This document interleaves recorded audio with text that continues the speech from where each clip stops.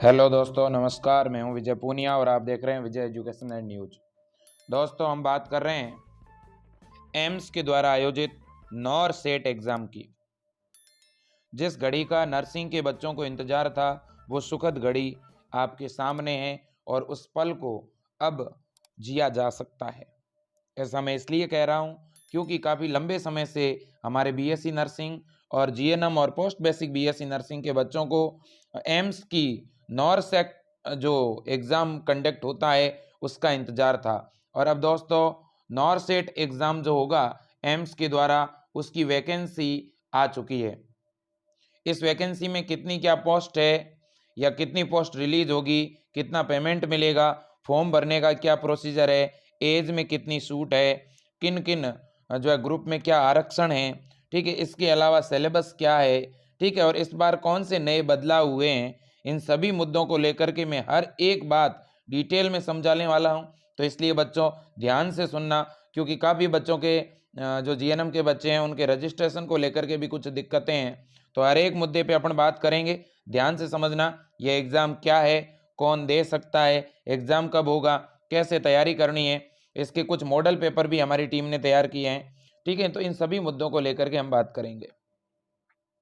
तो देखिए दोस्तों, सबसे पहले क्या होता था कि जो अलग अलग एम्स है वो अपने अलग अलग एग्ज़ाम कंडक्ट करवाते थे। तो इस वजह से दोस्तों फीस भी बच्चों की काफ़ी लगती थी और अलग अलग तरीके से उन्हें तैयारी करनी पड़ती थी। लेकिन इस बार बहुत ही अच्छा हुआ कि जितनी भी एम्स इंस्टीट्यूट है, लगभग 18 एम्स है दोस्तों, और उन 18 एम्स की करीब करीब ऐसा सुनने में आ रहा है कि 3,000 से लेकर के और 4,000 के बीच में पोस्ट आने वाली है। अभी तक पोस्ट के बारे में क्लियरली खुलासा नहीं हुआ है, लेकिन 3,000 से 4,000 के बीच में पोस्ट आएगी। और ये जो पोस्ट आ रही है दोस्तों, इनका डिवाइडेशन इन 18 एम्स में होगा, लेकिन अभी तक डिवाइडेशन किया नहीं है कि कौन से एम्स की कितनी सीटें भरी जाएगी। अब देखिए, पहली बड़ी बात तो यह है दोस्तों कि यहाँ पर अगर आपका नंबर आ जाता है इस वैकेंसी में तो आपको कितना पेमेंट मिलेगा। तो दोस्तों, इसमें लगभग जो है आपका पेमेंट 1,30,000 रुपये तक मिलता है। तो मैं ये कह सकता हूँ कि सेंट्रल गवर्नमेंट की वैकेंसी है, इसलिए पेमेंट से लबो लवाज है, लबरेज है, एक तरह से ये कह सकते हैं। बहुत ही बड़ा पेमेंट मिलता है इसमें। और आप मान के चलें, जैसे ही आपकी ज्वाइनिंग होगी तब भी आपका पेमेंट 70,000 रुपये के आसपास होगा, जो धीरे धीरे बढ़ते हुए 1,50,000 तक पहुंच जाएगा। इसके बाद में दोस्तों, तो इसका पे ग्रेड कितना है आप देखो। इसका पे ग्रेड देखिएगा आप, इसका पे ग्रेड है 4600। ठीक है ना। अब इसके बाद में दोस्तों हम बात करते हैं एजुकेशन क्वालिफिकेशन की, कि भाई कौन फॉर्म लगा सकता है इसमें। हर एक पॉइंट को ध्यान से देखना। सबसे पहला तो जो स्टूडेंट बीएससी नर्सिंग कर चुका है वो इसका फॉर्म लगा सकता है, चाहे उसने बीएससी नर्सिंग ऑनर्स किया है या बीएससी नर्सिंग किया है। ठीक है, लेकिन यहाँ बड़ी बात है, उसने जिस भी इंस्टीट्यूट से बीएससी नर्सिंग किया है वो इंडियन नर्सिंग काउंसिल से रजिस्टर्ड होनी चाहिए और स्टेट नर्सिंग काउंसिल से रिकॉग्नाइज होनी चाहिए। इसके अलावा और इसका फॉर्म कौन भर सकता है, या ऐसा स्टूडेंट जिसने पहले जीएनएम किया और जीएनएम के बाद में जो है पोस्ट बेसिक बीएससी नर्सिंग किया, वो भी इसका फॉर्म भर सकता है। लेकिन दोनों केस में जो पोस्ट बेसिक बीएससी नर्सिंग वाला है उसका दोस्तों रजिस्ट्रेशन करवाया हुआ होना चाहिए। ठीक है, बहुत से ऐसे बच्चे हैं जो पोस्ट बेसिक बीएससी नर्सिंग तो करवा लेते हैं, लेकिन बाद में उनकी स्टेट नर्सिंग काउंसिल के अंदर जो आरएनआरएम नंबर है वो उनके जारी ही नहीं होते। तो इसलिए रजिस्ट्रेशन होना बहुत ज़रूरी है। इसके बाद में नेक्स्ट, एक ये तो बात बीएससी नर्सिंग वाले बच्चों के लिए हो गई। अब जो नॉरसेट का एग्ज़ाम है, ठीक है, क्या जीएनएम वाले बच्चे भी दे सकते हैं क्या? जी हाँ, जीएनएम के बच्चे भी दे सकते हैं। तो यदि कोई जीएनएम किया हुआ स्टूडेंट है और जिसने जीएनएम अभी किया है इस सत्र, क्या वो दे सकता है क्या? वो नहीं दे सकता। जिसने जीएनएम 1 साल पहले किया है वो भी नहीं दे सकता। तो आपके जीएनएम किए हुए कम से कम 2 साल होने चाहिए कंप्लीट। देखो यहाँ पे क्या लिखा हुआ है, बात आपके समझ में आ जाएगी। देखिए दोस्तों, एक तो आपकी जीएनएम कंप्लीट होनी चाहिए, पहली बात, वो चाहे राजस्थान से है, एमपी से है, हरियाणा से है, कहीं से भी है, चलेगी। दूसरी बड़ी बात क्या है, आपका रजिस्ट्रेशन होना चाहिए दोस्तों स्टेट और इंडियन नर्सिंग काउंसिल के अंदर। यदि आपके अभी तक रजिस्ट्रेशन नंबर जारी नहीं हुए हैं तो आप एलिजिबल नहीं हो, आप तुरंत प्राप्त कर लेना। इसके बाद में तीसरी बात, आपके 2 वर्ष का एक्सपीरियंस होना चाहिए। अगर आपके 2 ईयर का एक्सपीरियंस है तो ऐसी परिस्थिति में आप ये फॉर्म भरोगे। जीएनएम के बच्चे ध्यानपूर्वक समझना, यदि आपने जीएनएम कर रखी है और आप पिछले 2 साल से किसी भी प्राइवेट हॉस्पिटल के अंदर जॉब कर रहे हैं या किसी गवर्नमेंट हॉस्पिटल के अंदर जॉब कर रहे हैं, तो वो 2 वर्ष का एक्सपीरियंस सर्टिफिकेट साथ में लगेगा। लेकिन वो हॉस्पिटल भी ऐसा नहीं हो कि आपने अपने गांव का कोई हॉस्पिटल ज्वाइन कर लिया तो नहीं चलेगा। हॉस्पिटल भी कम से कम कितने बेड वाला होना चाहिए दोस्तों? 50 बेड वाला रजिस्टर्ड हॉस्पिटल होना चाहिए। उस हॉस्पिटल के द्वारा एक सर्टिफिकेट जारी होगा और वो सर्टिफिकेट दोस्तों इस फॉर्म के साथ लगेगा। ठीक है, मैं बहुत सारी बातें नहीं बताना चाहता, फिर भी आप इस बात को समझ लें। यदि आपको जीएनएम किए हुए 2 वर्ष हो गए हैं तो आप जल्दी से जल्दी अपना प्रमाण पत्र बना लें, एक्सपीरियंस सर्टिफिकेट बना लें, ताकि समय पर आप जो है ये फॉर्म भर सकें। ज़्यादा दिन बचे नहीं है दोस्तों, 15 दिन का समय है आपके पास। ऐसा नहीं हो कि आपका एक्सपीरियंस सर्टिफिकेट ही नहीं बने, आपके रजिस्ट्रेशन नंबर ही नहीं आए, ठीक है ना? क्योंकि यहाँ एम्स बहुत ज़्यादा मौके नहीं देती, एम्स बार बार फॉर्म की डेट नहीं बढ़ाएगी, मैं क्लियर कर रहा हूँ, क्योंकि एम्स का पूरा शेड्यूल फिक्स होता है दोस्तों। इसके बाद में हम बात कर रहे हैं कि एज क्राइटेरिया क्या है, कौन कितने एज ग्रुप वाला फॉर्म भर सकता है। तो एम्स जो ये नॉरसेट एग्जाम करवा रही है दोस्तों, इसमें 18 साल से लेकर के और 30 साल तक का हर एक व्यक्ति फॉर्म भर सकता है। अब आप कहोगे कि वैकेंसी जो है इसमें कुछ एज में रिलैक्सन है कि नहीं है, एज में छूट है कि नहीं है? देखिए दोस्तों, एज में छूट है, बिल्कुल है, मैं आगे बताऊंगा। जैसे ओबीसी के अंदर 3 वर्ष का है, SC ST में 5 वर्ष का है, जनरल वालों को एज में कोई छूट नहीं है। लेकिन जो सेंट्रल गवर्नमेंट के एम्प्लॉई है ना, उनको छूट है दोस्तों। अब फीस भी देख लें, फॉर्म की फीस क्या है। इस बार बढ़िया सिस्टम किया है दोस्तों। फॉर्म की जनरल और ओबीसी वालों के लिए फीस कितनी है? 3,000 रुपये। SC ST और EWS वालों की फीस कितनी है? 2,500 रुपये। और जो पर्सन विथ डिसेबिलिटी यानी जो दिव्यांग है, उनकी फीस बिल्कुल भी नहीं है, उनका फ्री ऑफ कॉस्ट फॉर्म भरा जाएगा। अब डिसेबल में कौन कौन आते हैं, ठीक है ना, किसे मानते हैं, तो वो भी अपन आगे बात करेंगे। इसके बाद में ये जो एप्लीकेशन फीस है दोस्तों, ये नॉट रिफंडेबल है, यदि आपका नंबर आए या नहीं आए, ठीक है। इसके बाद में एग्जाम किस मोड में होगा, ऑफलाइन होगा ऑनलाइन होगा? दोस्तों परीक्षा जो है ऑनलाइन होगी, ठीक है, परीक्षा ऑनलाइन होगी। सेंटर जो है आप जहाँ पे मांगोगे, करीब करीब हर एक राज्य के अंदर एक एग्जामिनेशन सेंटर होगा। और एग्जाम कब होगा, डेट भी पहले इन्होंने बता दी है, क्योंकि मैंने पहले ही कहा एम्स का शेड्यूल फिक्स होता है। तो 20 नवंबर संडे को एग्जाम होगा, सैटरडे को एग्जाम होगा। तो आपके पास में 1 महीने का समय है, आज से ठीक 1 महीने बाद में आपकी एग्जाम हो जाएगी। तो जितने भी बच्चे जो एम्स की तैयारी कर रहे हैं, ठीक है, जो नॉरसेट एग्जाम की तैयारी कर रहे हैं, यदि उन्हें मॉडल पेपर की ज़रूरत है तो दोस्तों हमारी टीम ने पिछले सत्र से पहले जो पिछली वैकेंसी आई थी, उनके अंदर भी हमने कुछ मॉडल पेपर तैयार किए थे, ठीक है। और इस बार भी हम BSc नर्सिंग के बच्चों को, पैरामेडिकल और फार्मेसी के बच्चों को तैयारी करवा ही रहे हैं। तो साथ ही साथ हमारी टीम इस मामले में काम कर रही है, हमारी फैकल्टी काम कर रही है। यदि आपको मॉडल पेपर की दोस्तों ज़रूरत है तो हमने टोटल 10 मॉडल पेपर तैयार किए हैं और 10 मॉडल पेपर हम और आगे तैयार करेंगे। तो 20 मॉडल पेपर की सीरीज़ निकालेंगे, जिसकी फीस नाम मात्र की रखेंगे, यानी 100 रुपये या उसके अंदर फीस रहेगी। तो इसलिए अगर किसी को लेने हो मॉडल पेपर तो मैं यहाँ एक नंबर दिखा रहा हूँ, इसके ऊपर आप व्हाट्सअप कर देना और आपको तुरंत जो है मॉडल पेपर प्राप्त हो जाएंगे। ये आपके सामने नंबर है दोस्तों मॉडल पेपर प्राप्त करने के लिए, 9828721229। हर एक मॉडल पेपर का सॉल्यूशन साथ में है। इसके बाद कुछ दिनों के बाद इसका वीडियो सॉल्यूशन भी आपको मिल जाएगा। तो बहुत ही बढ़िया टॉप फैकल्टी के द्वारा 10 मॉडल पेपर तैयार किए गए हैं। आने वाले दिनों में और भी बहुत ही बढ़िया क्वालिटी के मॉडल पेपर तैयार करेंगे। ब्लूप्रिंट के अकॉर्डिंग पिछले सालों में कैसे प्रश्न आए हैं उन्हें ध्यान में रखते हुए हम लोगों ने मॉडल पेपर तैयार किए हैं। अब देखिए दोस्तों, और नेक्स्ट प्रोसेस क्या है, देखो आप ध्यान से सुनना हर एक बात। फॉर्म दोस्तों भरा जाएगा 16 तारीख से लेकर के और 30 तारीख तक, तो आपको 15 दिनों का ही मौका मिल रहा है, 16 अक्टूबर से 30 अक्टूबर तक का।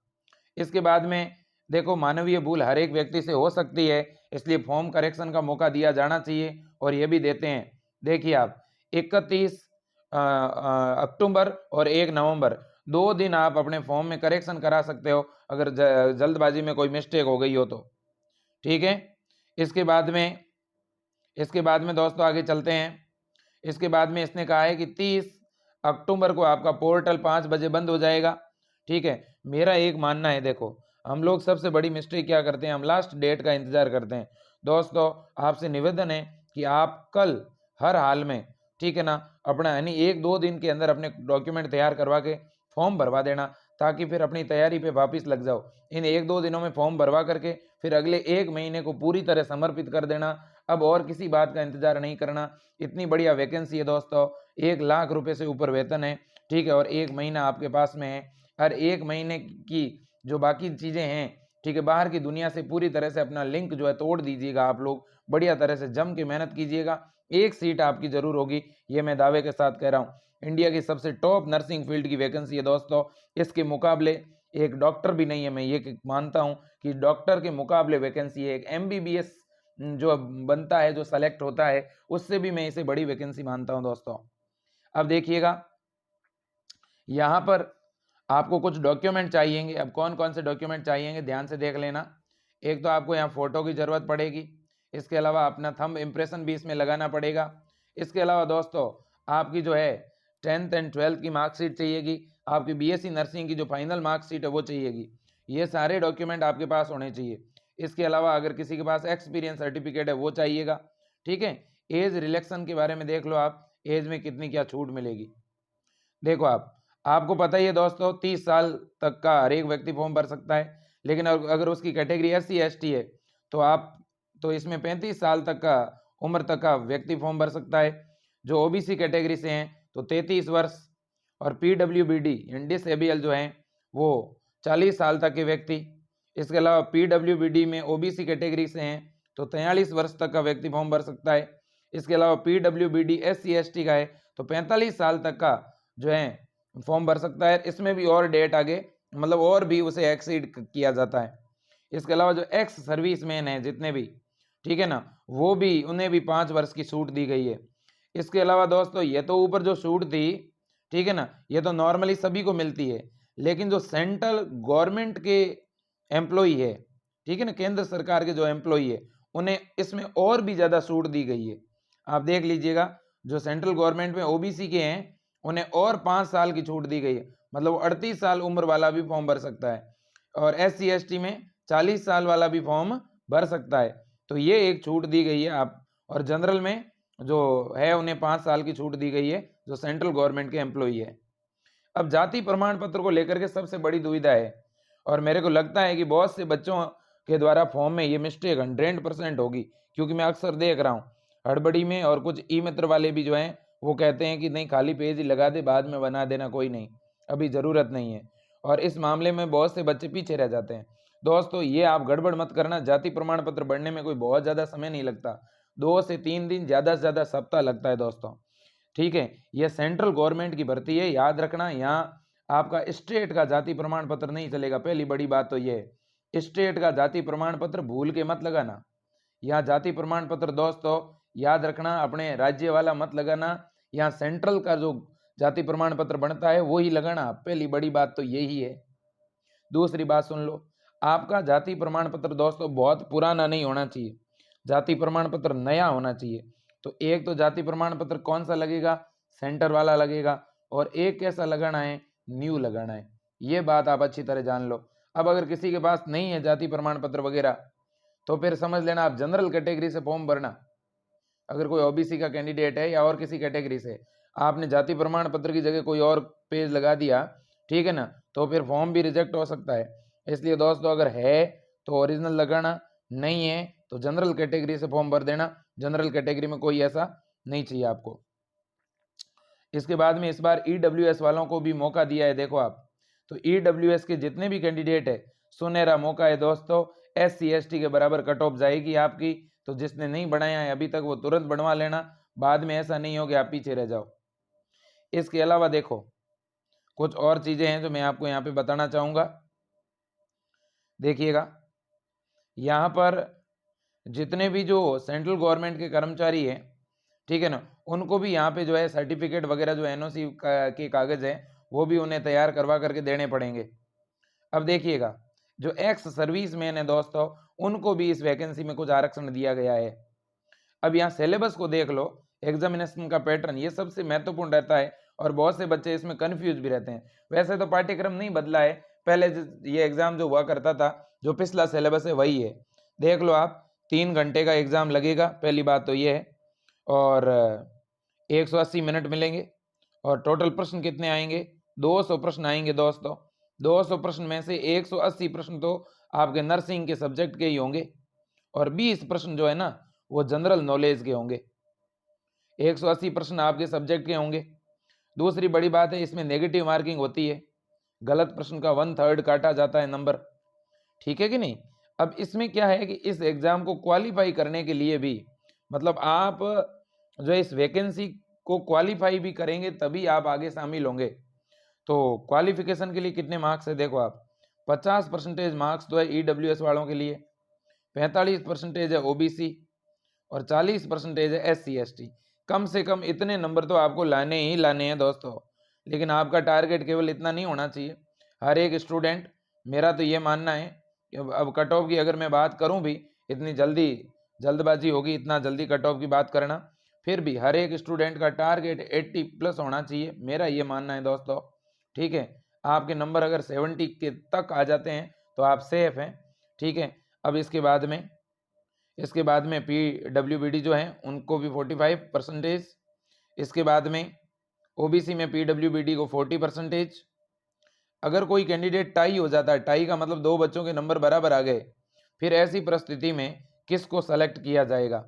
तो उसको सेलेक्ट किया जाएगा जिसकी डेट ऑफ बर्थ जो है, मैं यूँ कहूँ कि जो उम्र में ज़्यादा है। और फिर भी मामला अगर टाई होता है तो फिर उसको सेलेक्ट करेंगे जिसके प्रश्न कम गलत है, ठीक है ना। इसके बाद में दोस्तों अपन बात करेंगे, तो ये चीज़ें थी यहाँ पे मेन वैसे मैंने सारी चीज़ें बता दी है। फिर भी आप एम्स कौन कौन से हैं देख लो। एक तो है AIIMS Bathinda, AIIMS Bhopal, AIIMS Bhubaneswar, AIIMS Bibinagar Bilaspur, Deoghar ये झारखंड में पड़ेगा आपका, गोरखपुर, जोधपुर, कल्याणी, ठीक है ना। इसके अलावा दोस्तों आंध्र प्रदेश के अंदर है। इसके अलावा आपका नागपुर में, न्यू दिल्ली में, पटना में, रायबरेली में, रायपुर में, राजकोट में, ऋषिकेश में और विजयपुर जम्मू के अंदर। तो ये 18 एम्स है दोस्तों, और इन 18 एम्स के लिए ये वैकेंसी आई है। यहाँ पर भी वही सिस्टम लागू होगा जो पिछले वाला है। 80% सीटें रिजर्व है फीमेल के लिए, 20% मेल के लिए। इसके बाद में दोस्तों जितने भी age relaxation ex serviceman category को भी दिया गया है, जितने भी आर्मी ऑफिसर वगैरह हैं, ठीक है ना, उनको भी यहाँ पे शामिल किया गया है। इसके बाद में तो ये आपके लिए जो काम की चीज़ थी वो यही थी दोस्तों। इसके अलावा मतलब डिसएबिलिटी के अंतर्गत किसको शामिल किया गया है ये भी आप देख लो। तो इसमें एक तो जो लो विजन वाले हैं, ठीक है। इसके अलावा दोस्तों यहाँ पे जिनके पाँव से रिलेटेड जैसे 1 लेग कंडीशन है, ठीक है, जिनको लकवा हो चुका है, ठीक है ना, लेप्रोसी वगैरह हो गया है, ठीक है, जिनको देखने में दिक्कत है, या जिनके ऊपर एसिड अटैक हुआ है, या जो बौने लोग हैं ड्वार्फिज्म का शिकार है, वो इस कैटेगरी में आते हैं PWBD। अगर किसी का PWBD का सर्टिफिकेट नहीं बना है तो वो तुरंत बना लो, ये सर्टिफिकेट बन रहा है अब भी, तो आप जल्दी से जल्दी बना लो। अगर किसी के आंखों में दिक्कत है देखने से रिलेटेड, हियरिंग प्रॉब्लम है सुनने से रिलेटेड, चलने से रिलेटेड, किसी के पाँव में कोई विकृति है, ठीक है ना, किसी को लकवा है, किसी के ऊपर एसिड अटैक हुआ है, कोई ड्वार्फिज्म का शिकार हुआ है, ठीक है ना, तो ऐसे लोग तुरंत अपना सर्टिफिकेट बना लो, जिससे आपको बहुत फ़ायदा होगा इस वैकेंसी में दोस्तों। तो ये सारी चीज़ें थी जो मैंने आपको बता दी है। और भी आपको कुछ जानकारी चाहिए, कोई आपके दिक्कत है, तो आपके सामने देखिए ये ईमेल आईडी है, ठीक है, ये उस एम्स की ही है, नॉरसेट एग्ज़ाम की। तो आपके फॉर्म में कोई दुविधा आए, कोई दिक्कत आए, तो इस पर ईमेल आप कर सकते हो। साथ ही साथ नीचे टोल फ्री नंबर दिए हुए हैं, इस पर आप फ़ोन भी कर सकते हो। और जितनी भी जानकारी ऑथेंटिक है वो आपके सामने emsexam.ac.in ये वेबसाइट सबसे वैलिड है, आपको इसी वेबसाइट को मानना है। तो दोस्तों विजय एजुकेशन एंड न्यूज़ के द्वारा आपको एकदम सटीक जानकारी दी गई है। यदि आपको ये जानकारी अच्छी लगती है तो कम से कम 2 लोगों तक ये वीडियो ज़रूर शेयर करना, अपने व्हाट्सएप स्टेटस पर ज़रूर डालना। दोस्तों इस चैनल को सपोर्ट कीजिएगा। हम नर्सिंग, पैरामेडिकल, फार्मेसी के बच्चों की बिल्कुल फ्री में तैयारी करवा रहे हैं। हमारी टीम बिल्कुल निःशुल्क बच्चों को एजुकेशन दे रही है, एजुकेशनल न्यूज़ प्रोवाइड कर रहे हैं। साथ ही साथ हमारी टीम नॉरसेट के हमारे कुछ नर्सिंग ऑफिसर है जो एम्स के अंदर पोस्टेड हैं, और वो टीम अपने अनुभव के आधार पर जो है पेपर तैयार कर रही है। तो ऐसे नर्सिंग ऑफिसर से हम पेपर तैयार करवा रहे हैं जो एम्स जोधपुर के अंदर, एम्स दिल्ली के अंदर पोस्टेड हैं, और जिन्होंने खुद स्ट्रगल करते हुए, बढ़िया मेहनत करते हुए उस मुकाम को हासिल किया है। तो इसलिए दोस्तों आपसे निवेदन है, यदि आपको मॉडल पेपर की ज़रूरत है, यदि आपको नोट्स की ज़रूरत है, तो हमारी टीम से ज़रूर संपर्क करना। साथ ही साथ हमारा एक टेलीग्राम चैनल है दोस्तों, विजय एजुकेशन एंड न्यूज़ के नाम से, जिसकी लिंक नीचे डिस्क्रिप्शन में मिलेगी। आप उस लिंक को ज्वाइन कर लेना।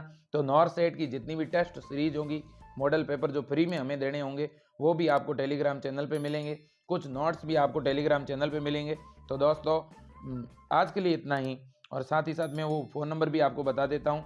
ये व्हाट्सअप नंबर है जिसके ऊपर आप व्हाट्सअप मैसेज करके और मॉडल पेपर प्राप्त कर पाओगे। तो नंबर एक बार फिर बता रहा हूँ, 9828721229। तो दोस्तों जय हिंद, वंदे मातरम, भारत माता की जय।